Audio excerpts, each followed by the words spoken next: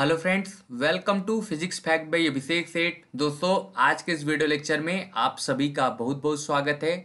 सबसे पहले पिछले वीडियो से संबंधित दो प्रश्नों को देखते हैं, जैसा कि हम लोग प्रत्येक वीडियो के प्रारंभ में करते हैं। पहला प्रश्न है, राज्य के महाधिवक्ता का उल्लेख किस अनुच्छेद में किया गया है? तो अनुच्छेद 163, अनुच्छेद 164, अनुच्छेद 165 और अनुच्छेद 166। दूसरा प्रश्न है, मुख्यमंत्री के वेतन एवं भत्तों का निर्धारण किसके द्वारा किया जाता है? फर्स्ट ऑप्शन है राष्ट्रपति, सेकंड है राज्यपाल, तीसरा है विधानमंडल और चौथा है संसद। इन दोनों प्रश्नों का आंसर आप कमेंट बॉक्स में देने का भरपूर प्रयास करेंगे और जिन्हें नहीं पता है वो कमेंट बॉक्स में जाकर जरूर चेक करेंगे। तो चलिए फ्रेंड्स, आज का वीडियो स्टार्ट करते हैं। आज का जो मेरा टॉपिक है वो है विधान परिषद, जिसे कहते हैं लेजिस्लेटिव काउंसिल। देखेंगे कि विधान परिषद क्या होता है, इसका गठन कैसे होता है, इसके जो है सभापति कौन होते हैं, उपसभापति कौन है, सब कुछ हम लोग इसी वीडियो लेक्चर में देखा जाएगा। थोड़ा सा मैं आपको यहाँ पे कंपेयर करा दूं तो जैसे आपने संसद में दो आपको सदन देखने को मिले थे, लोकसभा और राज्यसभा, इसी तरीके से स्टेट लेवल पर यानी राज्य स्तर पर जो है विधानमंडल बनाई गई है, जिसके दो भाग होते हैं। एक होता है विधानसभा, जिसको कहते हैं लेजिस्लेटिव असेंबली कहते हैं, और दूसरा होता है विधान परिषद। तो आज जिसका डिस्कस करेंगे हम लोग विधान परिषद का डिस्कस करेंगे। तो चलिए फ्रेंड्स, वीडियो को स्टार्ट करते हैं। इसमें क्या लिखा है? भारतीय संविधान के छठे भाग में अनुच्छेद 168 से 212 के मध्य राज्य विधानमंडल का गठन, कार्यकाल, प्रक्रियाओं, विशेषाधिकार तथा शक्तियों का उल्लेख किया गया है। मैं थोड़ा सा आपको यहाँ पे आर्टिकल क्लियर करा रहा हूँ। आर्टिकल क्या है? आर्टिकल जब आप 1 से लेकर 4 को देखेंगे, मतलब आर्टिकल 1 to 4 देखेंगे, तो आपको मिलेगा संघ एवं उसके राज्य क्षेत्र का उल्लेख किया गया है। और अनुच्छेद 5 से 11 को देखेंगे तो आपको नागरिकता मिलेगी। 12 से लेकर 35 देखेंगे तो आपको मिलेगा जो है मौलिक अधिकार मिलेगा। और 36 से 51 देखेंगे तो आपको नीति निर्देशक तत्व मिलेगा। और 51 क में आपके मौलिक कर्तव्य हैं। उसके बाद जो है 52 से लेकर 79 यानी 79 के मध्य क्या है, जो है संघ की कार्यपालिका है। और जो है 79 से लेकर 123 में जो है संघ की विधायिका है। और 124 से लेकर जो है 147 तक जो है आपका जो है संघ की न्यायपालिका यानी सर्वोच्च न्यायालय का उल्लेख है। और 148 से 151 के मध्य जो है वो आपका जो है यानी कैग का उल्लेख है, यानी नियंत्रक महालेखा परीक्षक जिनको कहते हैं, उनका उल्लेख है। उसके बाद 152 से लेकर जो है 167 के मध्य जो है वो राज्य की कार्यपालिका है। और यहाँ पर जो हम लोग बात करें राज्य की विधायिका, तो ये कहाँ शुरू होता है? 168 से शुरू होकर 212 के मध्य ये इसका उल्लेख किया गया है। आगे बढ़ें। भारतीय संविधान में के अनुच्छेद 168 में प्रत्येक राज्य के लिए एक विधानमंडल की व्यवस्था की गई है। मतलब आर्टिकल 168 में ये कहता है कि सभी राज्य में क्या होना चाहिए? एक विधानमंडल होनी चाहिए। अब हम लोग देखेंगे ये विधानमंडल किन से मिलकर बनती है। तो विधानमंडल राज्य के राज्यपाल, विधानसभा, विधान परिषद में एक या दोनों से मिलकर बनती है। यहाँ हल्का समझेंगे, राज्यपाल जो है ये जरूरी है विधानमंडल बनाने के लिए, और साथ ही विधानसभा हो या विधान परिषद हो, दोनों दोनों अगर रहते हैं तो भी आपका विधानमंडल बन जाएगा। अगर विधान परिषद नहीं है तो भी आपका विधानमंडल बन जाएगा। यानी कुछ ही राज्यों में क्या है, आपके विधान परिषद है यानी लेजिस्लेटिव काउंसिल, कुछ ही जो है राज्यों में है, बाकी सारे राज्यों में नहीं है। तो विधानमंडल बनाने के लिए दो चीज नेसेसरी हैं, कम से कम एक राज्यपाल होने चाहिए और एक विधानसभा होनी चाहिए। अगर विधान परिषद है तो भी विधानमंडल का निर्माण हो जाएगा, अगर नहीं है तो भी विधानमंडल का निर्माण हो जाएगा। ठीक है, यानी लेजिस्लेचर। आगे बात करें, वर्तमान में 6 राज्यों में विधानसभा के साथ साथ विधान परिषद है। यानी अगर प्रेजेंट टाइम में बात करें तो 6 राज्य ऐसे हैं जिनमें विधानसभा के साथ साथ क्या है, विधान परिषद है। उन 6 के नाम कौन कौन है? तो उत्तर प्रदेश, बिहार। अगर मैपिंग देखेंगे तो आपको और अच्छा क्लियर होगा। उत्तर प्रदेश के जस्ट बगल में बिहार है, और ये जो तेलंगाना है, महाराष्ट्र है, आंध्र प्रदेश है, कर्नाटक है, ये सारे जो है एक ही जगह पर है। इसलिए इनको याद करना जो है काफ़ी आसान है कि उत्तर प्रदेश बिहार को एक साथ याद कर लीजिए और तेलंगाना महाराष्ट्र आंध्र प्रदेश और कर्नाटक को एक साथ आप तैयार कर लें। ओके फ्रेंड्स, आगे बढ़े। अब देखते हैं विधान परिषद यानी जो है आपका लेजिस्लेटिव काउंसिल का गठन कैसे होता है। तो विधान परिषद के सदस्यों का निर्वाचन अप्रत्यक्ष रूप से होता है। यानी अप्रत्यक्ष रूप का होने का क्या मतलब है, इसमें डायरेक्ट जनता वोट नहीं करती, लेकिन जनता द्वारा जो चुने गए प्रतिनिधित्व होते हैं वो इसमें वोट करते हैं। देखिए क्या है, विधान परिषद में अधिकतम संख्या विधानसभा की एक तिहाई तथा न्यूनतम संख्या 40 निश्चित की गई है। मतलब अगर विधान परिषद यानी जो है लेजिस्लेटिव काउंसिल की बात करें तो इसकी जो मैक्सिमम संख्या होगी उस राज्य के विधानसभा पर यानी जो है लेजिस्लेटिव असेंबली पर डिपेंड करेगी, और न्यूनतम संख्या जो होगी 40 होगी। इससे कम जो होगा तो विधान परिषद उस राज्य में नहीं होगा। यानी बात करें तो सबसे ज़्यादा जो विधान परिषद की सीटें कहाँ पे है, तो उत्तर प्रदेश में है। और सबसे कम कहाँ है, तो सबसे कम आपको देख लेंगे तो आपको तेलंगाना मिलेगा, जिसमें सिर्फ 40 सीटें हैं। ओके, ध्यान रखेंगे सबसे कम तेलंगाना में है और सबसे ज़्यादा कहाँ है, उत्तर प्रदेश में। उत्तर प्रदेश में कितने हैं, टोटल 100 सीट है। ओके, अब बात करते हैं विधान परिषद के सदस्यों की निर्वाचन पद्धति, किस पद्धति द्वारा इनका निर्वाचन किया जाता है। तो देखें, टोटल जो होता है इसमें पद्धति देखिएगा कैसे डिवाइड किया गया, मैं आपको अभी समझा दूंगा। 1/3 सदस्य स्थानीय निकाय। स्थानीय निकाय क्या होते हैं, जैसे नगर पालिका होती है, नगर पालिका जिला बोर्ड द्वारा चुने जाते हैं, मतलब लगभग एक तिहाई। सपोज दैट एक एग्जाम्पल ले लें आप, एक मिनट, एक एग्जाम्पल ले लेते हैं, मान लेते हैं 30 है, 30 ये संख्या है, तो 30 का एक तिहाई कितना हो गया, लगभग 10। तो 10 सदस्य कहाँ से चुने जाएंगे, तो आपके नगर पालिका और जिला बोर्ड से चुने जाते हैं, सबसे पहला यानी एक तिहाई। और दूसरा 1/12 सदस्य, मतलब लगभग एक तिहाई का भी एक चौथाई, यानी 1/12, यानी 30 में क्या करेंगे, 12 से डिवाइड कर देंगे, जितनी सीट आएंगी बस वही सीट होंगी। यानी 1/12 सदस्य को राज्य में रह रहे 3 वर्ष से स्नातक निर्वाचित कर रहे हो। मतलब जैसे क्या हो, जिन जिन स्टूडेंटों का जो है 3 वर्ष स्नातक पूरा हो चुका हो और वो चुनाव में लगातार वोट कर रहे हैं, वो क्या करते हैं, जो है इनकी मेंबरों को चुनते हैं। कितने मेंबर को, तो 1/12 जो है मेंबरों को कौन चुनता है, तो जिनका स्नातक 3 वर्ष पहले हो चुका हो और जो अभी भी क्या करते हैं, जो है स्नातक में निर्वाचित करते हैं सदस्यों को, उनके द्वारा ये चुने जाते हैं।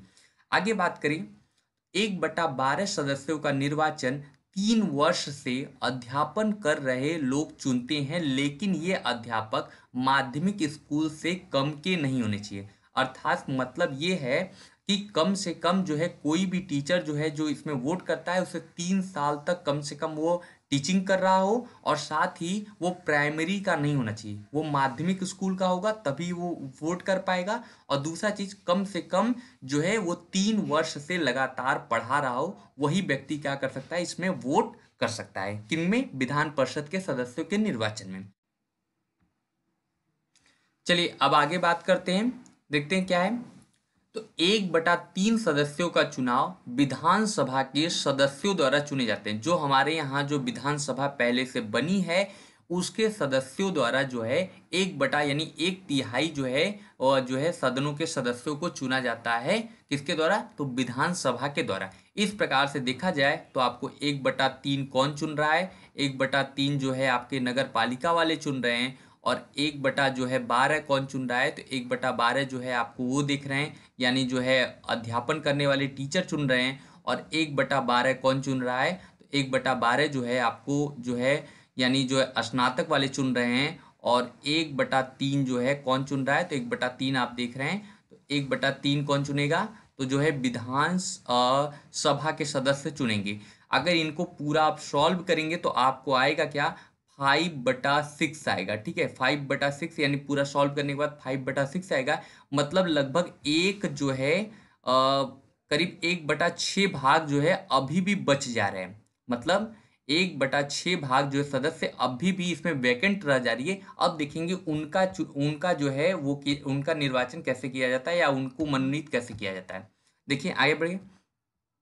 बाकी बचे हुए सदस्यों का नामांकन राज्यपाल द्वारा उन लोगों के बीच से किया जाता है जिन्हें साहित्य, विज्ञान, कला, सहकारिता आंदोलन, समाज सेवा का विशेष ज्ञान होता है। यानी अब जो बचे हुए लगभग 1/6 भाग जो आपके सीटें जो बच गई हैं, उनका जो है राज्यपाल के द्वारा उनका मनोनीत किया जाता है।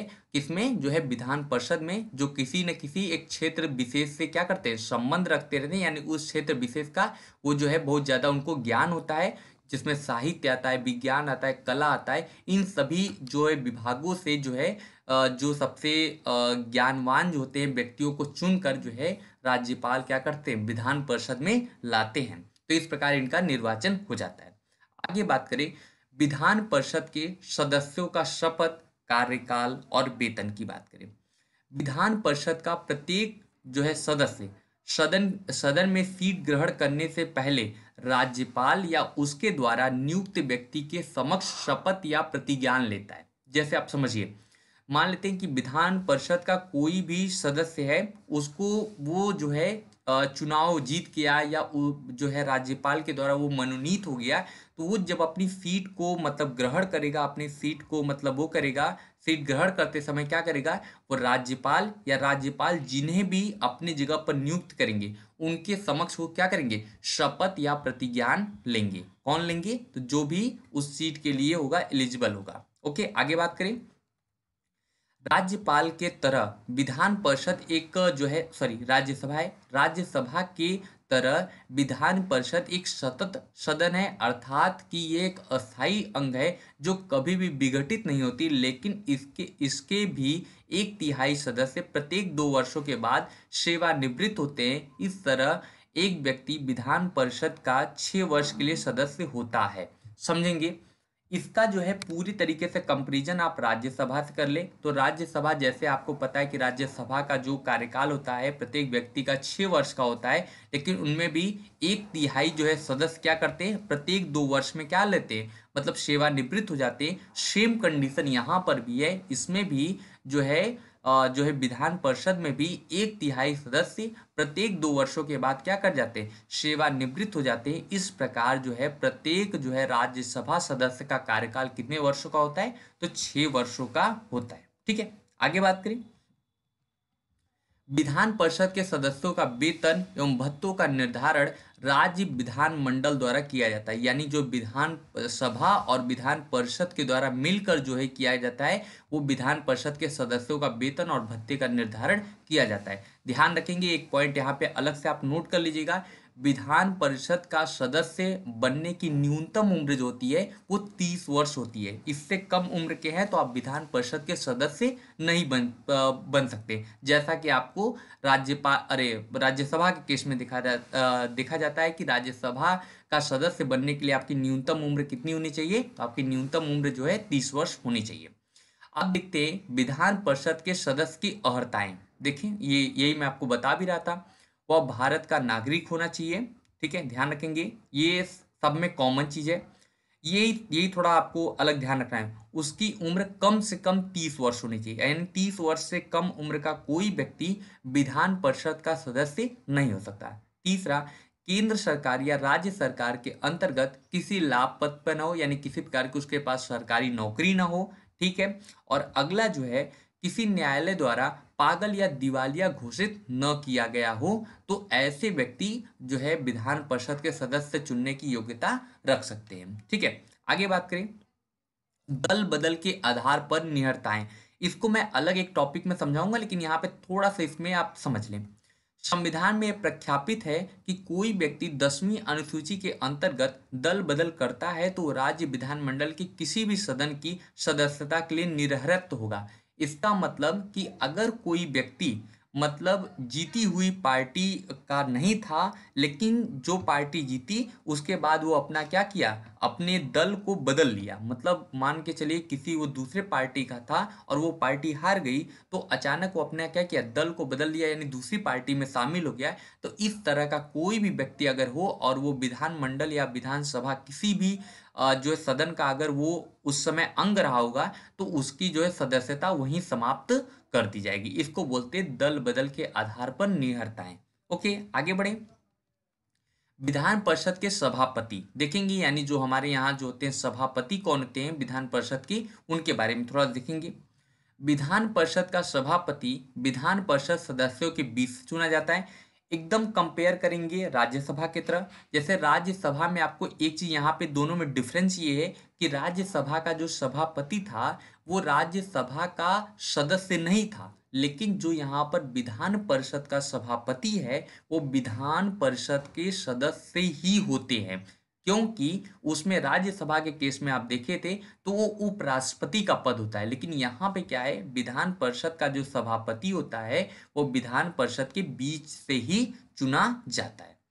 आगे बात करें, सभापति अपना शपथ राज्यपाल के समक्ष लेता है तथा त्यागपत्र उप सभापति को देता है। यानी शपथ किसके समक्ष लेंगे तो राज्यपाल के समक्ष लेते हैं, और त्यागपत्र किन्हें देते हैं तो ये उप सभापति को देते हैं। इस चीज को आप जरूर याद रखिएगा। और उसमें क्या था, जो सभापति था वो अपना शपथ जो है राष्ट्रपति के समक्ष लेते थे, और त्यागपत्र किनको देते थे तो उप सभापति को देते थे। तो वहां पे राष्ट्रपति और यहाँ पे राज्यपाल। ओके, सभापति का कार्यकाल सामान्यतः 6 वर्षों का होता है। देखेंगे जैसे उसमें आपने पढ़ा था, यानी जब आपने राज्यसभा पढ़ रहे थे तो राज्यसभा में जो सभापति का कार्यकाल था वो 5 वर्षों का था, क्योंकि वो भारत के उपराष्ट्रपति थे और उपराष्ट्रपति का कार्यकाल 5 वर्षों का होता है। लेकिन यहाँ पर ये इन्हीं के बीच के मेंबर है, इसलिए इनका जो होता है कार्यकाल कितने समय का होता है तो 6 वर्षों का होता है। आगे बात करें, सभापति बनने की न्यूनतम उम्र कितनी है 30 वर्ष है, क्योंकि जो है उम्र जो है जो भी मेंबर बनने की उम्र है वही सभापति बनने की उम्र है, तो हो जाएगा 30 वर्ष हो जाएगा। आगे बात करें, सभापति का कार्य क्या होता है, सभा का संचालन करना। जाहिर सी बात है अगर कोई भी सभापति है तो उसका कार्य क्या होता है, सभा का संचालन करना। सामान्य प्रक्रिया में वोट नहीं कर सकते, मतलब जब क्या होता है कि किसी बिल को लेकर वोटिंग की जाती है तो सभापति उस कंडीशन में वोट नहीं करता, लेकिन यदि विधेयक में मत बराबर हो जाए तो निर्णायक मत दे सकता है। तो इस बात को याद रखेंगे, हमेशा निर्णायक मत देने के लिए सभापति अपने वोट का यूज करते हैं, अदरवाइज वो वोट नहीं करते। आगे बात करें, हालांकि सभापति के पास एक विशेष अधिकार प्राप्त नहीं होता है। ध्यान रखेंगे यहाँ पे लिखा है नहीं होता है, इसका क्या मतलब है, जो अध्यक्ष के पास होता है, अध्यक्ष का मतलब यहाँ पे जो है विधानसभा के अध्यक्ष की बात की, अध्यक्ष के पास होता है कि कोई विधेयक धन विधेयक है ये कौन तय करता है, तो आपके विधानसभा के अध्यक्ष तय करते हैं, ना कि विधान परिषद के सभापति। देखिएगा, विधान परिषद जब नाम ले रहा हूं तो उस समय सभापति बोल रहा हूं, और जब विधानसभा का नाम ले रहा हूं तो उस समय जो है उसमें अध्यक्ष का नाम ले रहा हूं, क्योंकि विधानसभा में जो उनके वो होते हैं यानी पीठासीन अध्यक्ष होते हैं वो अध्यक्ष होते हैं वहां पे, और जब इसमें कौन होते हैं, इसमें सभापति होते हैं। आगे बात करें, आगे देखें, विधान परिषद का उपसभापति, यानी जो है अब सभापति न रहने पर जो है जो कार्यभार संभालते हैं उन्हें उपसभापति कहते हैं। विधान परिषद का उपसभापति विधान परिषद का ही सदस्य होता है। जैसे सभापति जो है सदस्य होता है उसी तरीके से उपसभापति भी विधान परिषद का ही सदस्य होता है, और इन्हीं के बीच से क्या किया जाता है, चुना जाता है। उपसभापति बनने की न्यूनतम उम्र कितनी है, 30 वर्ष है। जैसे आपने देखा था कि सभापति बनने की न्यूनतम उम्र 30 वर्ष है, उसी तरीके से उपसभापति बनने की भी न्यूनतम उम्र 30 वर्ष है, क्योंकि दोनों जो होते हैं विधान जो है परिषद के ही सदस्य होते हैं। आगे बात करें, उपसभापति का कार्यकाल भी कितने वर्षों का होता है, 6 वर्ष का होता है, क्योंकि जो है ये भी इन्हीं के बीच से चुने जाते हैं।